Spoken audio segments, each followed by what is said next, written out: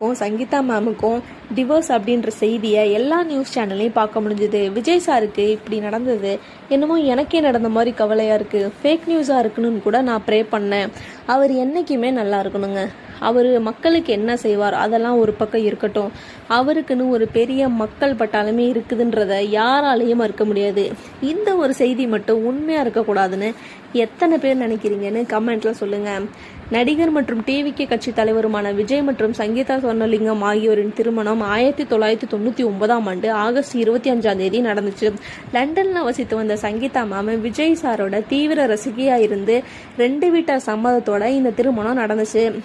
2000 August 26 ஜாஸ்கன் Vijay அவங்க பிறந்தாங்க. அவர் இப்போ கனடாவில் ஃபிலிம் ப்ரொடக்ஷன் மற்றும் டைரக்ஷன்ஸ் அந்த படிப்பு முடிச்சுட்டு இப்போ லைக்கா ப்ரொடக்ஷன்ஸ் தயாரிக்கும் ஒரு திரைப்படத்தின் மூலமாக இயக்குனராக அறிமுகமாக இருக்காங்க.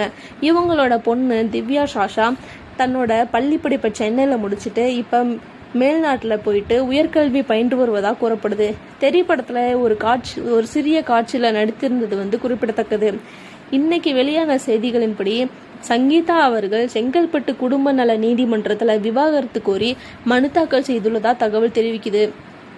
தனிப்பட்ட காரணங்களால சில ஆண்டுகளாகவே 2 பேரும் பிரிஞ்சு வருவதா கிசு இருந்துச்சு. இந்த வழக்கிற்காக ஏப்ரல் 20 2026 அன்னைக்கு விஜய் சார் கோர்ட்ல ஆஜராகணும் அப்படின்னு சொல்லிட்டு உத்தரவிடப்பட்டுள்ளதாக ஊடக செய்திகள் தெரிவிக்குது.